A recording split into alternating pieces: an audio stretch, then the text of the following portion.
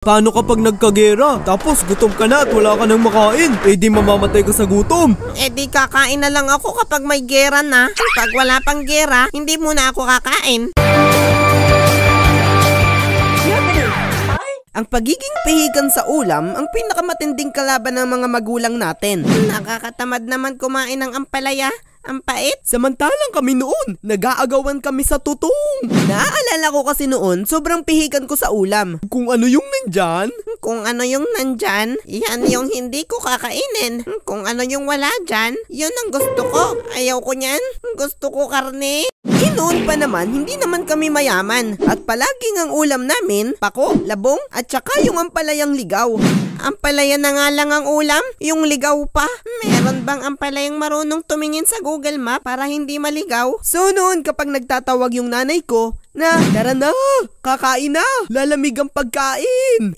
Ako, sa halip na sumaya, nalulungkot ako kasi alam kong gulay na naman ang uulamin namin. At pagpunta ko sa bahay, gulay nga ang ulam namin, ginataang labong na naman.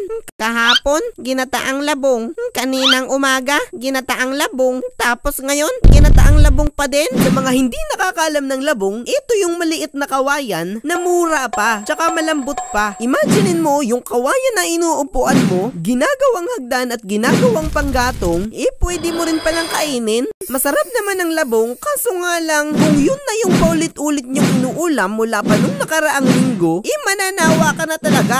Ayaw ko ng labong, ang pangit ng lasa. Pagkatapos akong tawagin ng nanay ko at pagpunta ko sa lamesa, tunay nga, gulay nga ang ulam namin. Hindi ko alam kasi noon, kapag kumakain ako ng labong, ng ampalaya at ng pako, pagkatapos ko siyang nguyain, kasama ang kanin sa bibig ko, hindi ko na siya kayang lunukin kasi yung pangit ng lasa. Nung bata pa ako, hindi ko talaga kayang kainin yon. Kaya ang diskarte, kape na lang ang inuulam ko. Minsan may pinagmantikaan ng baboy sa kusina, yung uri ng mantika na nagiging kulay puti tuwing umaga. Yun yung kinukuha ko, nilalagay ko sa platito, tapos lalagyan ko ng toyo, and boom! Para na akong nag-uulam ng adobo.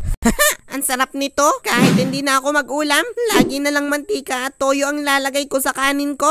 Isa pang pinag-iiralan ng aking pagkapihikan, kapag nasa school ako. Alam naman natin na kapag nilalagay yung pagkain sa baunan at yun ay tumagal ng ilang oras, nag-iiba na yung amoy, yung itsura at yung lasa. Hindi na siya katulad ng bagong luto. Hindi ka ba nagtataka kung bakit yung itlog na pinirito sa umaga, ang bango at ang sarap ng kainin. Pero kapag nilagay mo sa baunan, naglakad ka papuntang school, nagklase at naghintay ng ilang oras, pagbukas mo ng baunan mo ng katanghaliang tapat, pagkaamoy mo sa itlog, amoy utot na. Hindi naman ito ganto kanina Masarap to kanina. May experience din ako noon ng pagbabaon ng sardinas. Nasasarapan naman ako sa kanya. Paborito ko nga yun Yan ang aking paborito. Sardinas. Noon kasi nagbaon ako ng sardinas sa school. At dahil nga ang ulam ng mga kaklase ko, piniritong karne, hotdog, cheese dog, longganisa, putlong, at fried chicken, nahihiya akong tumabi sa kanila. Kasi yung ulam ko, sardinas. Migang pula, migang green.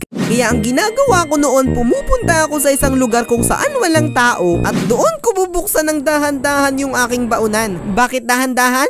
Para intense. Kasi sobrang sarap ng ulam ko. Siguro, ang sarap na nitong kainin. Sardinas ito na green Siguro ito yung pinakamalaki na nasa loob ng lata. At pagbukas ko ng baunan ko, bumungad sa akin ng isda na lapisat na ang tiyan. At dun sa tiyan niya, may lumalabas na kulay green. Ano kaya ito? Baka dahil kulay green ang lata ng sardinas, kaya kulay green din ang tiyan.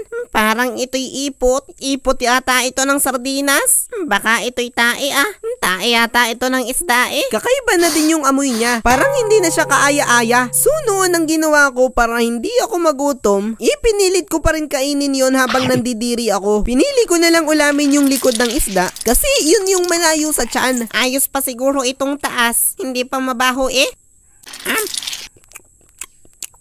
Naalala ko rin noon yung pamangkin ko, pihikan din. Nung una kasi siyang pumunta sa amin, hindi siya pihikan. Kasi kinakain naman niya lahat ng ihain sa kanya. Gulay na mapait, kain. Prutas na maasim, kain. At kahit yung mga tirang pagkain na malapit ng mapanis, kinakain niya. Isang araw noon, kumakain siya ng gulay, then sabi ng tatay ko, daig ka pa niyang pamangkin mo Kahit ano, kain. Oo nga. Kain ng labong, kain ng pako, kain ng ampalaya. Ikaw naman, Pihikan, kaya payatot. Nakain din naman ako niyan. paano kapag nagkagera? Tapos gutom ka na at wala ka nang makain. Eh di mamamatay ka sa gutom. Eh di kakain na lang ako kapag may gera na. Pag wala pang gera, hindi muna ako kakain. Tuwang-tuwa yung tatay at nanay ko sa kanya kasi magaling daw kumain ng gulay. Then isang araw dumating din yung pagkapihikan niya. Ayaw ko na yan. Eh ano gusto mo? Gusto ko baboy. Arte mo, gusto mo baboy? Andun sa pigiri, umuugok-ugok, ulamin mo. Ay, akala ko ba kumakain ka ng gulay? Di ba? Mas masarap ang karne. Kaso wala tayong pambili. Naaalala ko rin noon, pinagbaon ako ng ulam na hindi ko gusto. Hindi ko na maalala kung anong ulam yun, pero basta ayoko siyang kainin. At dahil nga ayoko ng ulam na yun, ang dami nang natira sa kanin ko. Iniisip ko noon na kapag nakita yun ng nanay ko, sasabihin niya, ang dami na namang tira. Hindi mo ga alam na kahit artista'y kumakain ito. Gusto ko naman sana na kapag umuwi ako, mapupuri naman ako ng nanay ko na, Aba, very good ah. Ubos ang pagkain. Dapat ganyan lagi ha. at habang tinitingnan ko yung baonan ko na marami pang kanin, mukhang hindi matutuwa yung nanay ko. Sakto noon, nakita ko yung estudyanteng babae na payat na itago na lang natin sa pangalang Kim. Nakita ko siya na nagtataktak ng natirang kanin sa baonan niya sa likod ng stage. So noon, naiisip ko, Ano kaya kung itapon ko din yung kanin ko para hindi makita ng nanay ko? Oo nga, itatapon ko na lang. Kaso wag pala, sabi pa naman ng nanay ko. Huwag mag-aaksaya ng pagkain. Pinaghihirapan yan. so ngayon naipit ako sa dalawang sitwasyon na gusto kong itapon yung kanin ko para matuwa yung nanay ko dahil naubos ko yung kanin, pero nakukonsensya naman ako na itapon yung kanin ko kasi baka ako mabusong. Sa mga hindi nakakalam kung ano yung busong, ito yung parusa sa mga taong nagsasayang ng pagkain. At kapag nabusong ka, hindi ka na raw ulit magkakaroon ng pagkain. Hala, baka mabusong ako kapag ginaya ko yung ginagawa niya. Hindi ko na lang to itatapon, iuuwi ko na lang sa bahay. At ang nangyari dun sa itinira ko na pagkain, ipinakain na lang siya sa aso. Ayos yan, Brownie. Kainin mo pa ng kainin yung tira ko para hindi ako mabusong. Pero kahit pihikan ako, may paborito pa rin akong ulam na gulay. Ito yung dahon ng gabi na ginayat, tinadtad, hinataan at nilalagay sa kawali. Nilagyan ng bawang, luya, sibuyas, asin, bitsin at hinalo-halo. Din tada! Ang tawag sa kanya, pinangat o binakol, sidagol, nabundol, saburol. Hindi ko alam ang tawag sa inyo, pero pinangat at binakol ang tawag namin dyan. At yan yung pinakapaborito ko na gulay. Pero hindi pinangat o binakol ang tawag ko dyan. Noong bata kasi ako, meron kaming alaga na kalabaw. Din ang pangalan niya, nga. Ako ay may pangalan, Kasi umuunga siya, kaya nga. Isang hapon kasi noon, binubutasan ng tatay ko yung ilong ng kalabaw.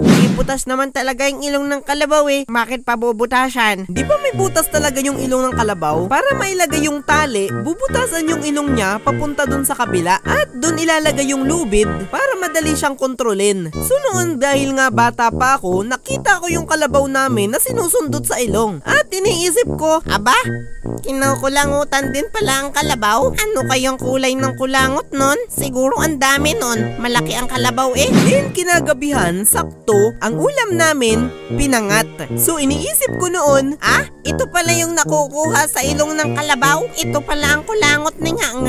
nung tinikman ko na, Aba, masarap pala ang kulangot ni nga. so yung ate ko, diring-diri daw siya habang kinakain niya yung binakol. Kasi iniisip niya na yun nga yung kulangot ng kalabaw namin. Ang sarap ng kulangot ni nga.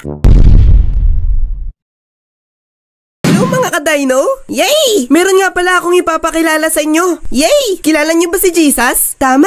Siya yung namatay sa krus para bayaran yung ating mga kasalanan. At alam mo ba na mahal ka niya? Ang sabi sa Biblia na kanyang mga salita sa John 3:16, sapagkat gayon na lamang ang pag-ibig ng Diyos sa sangkatauhan, kaya't ibinigay niya ang kaisa-isa niyang anak upang ang sino mang sumampalataya o maniwala ay hindi mapahamak kundi magkaroon ng buhay na walang hanggan. Mahal na mahal ka daw ng Diyos, kaya ibinigay niya si Jesus para sa'yo. At alam mo ba, sabi sa Bible, kung ipapahayag ng iyong bibig na si Jesus ay Panginoon at buong puso kang sasampalataya na siya'y muling binuhay ng Diyos, maliligtas ka. Kailangan din daw pala na sabihin ng ating bibig na siya ay Panginoon na tagapagligtas natin. Kaya ngayon, mananalangin tayo at susundan mo ko. Pikit lang ikaw. Tapos, sabihin mo kung ano yung sinasabi ko. Handa ka na ba? Simulan na natin. Panginoon, maraming salamat po sa pagkamatay mo sa krus para tubusin ako sa aking mga kasalanan. Patawarin mo po ako sa lahat ng aking mga pagkakasala. Tinatanggap kita, Jesus, sa aking buhay bilang Panginoon ko at tagapagligtas. At isulat mo po ang aking pangalan sa aklat ng buhay. Salamat po, Panginoon, sa pangalan ni Jesus. Amen! Congratulations! Tinanggap mo na si Jesus sa iyong buhay. Palagi ka nang magpe-pray, palagi ka nang magsisimba, at mahalin at sundin natin si Jesus. Yun lang, babayabadu!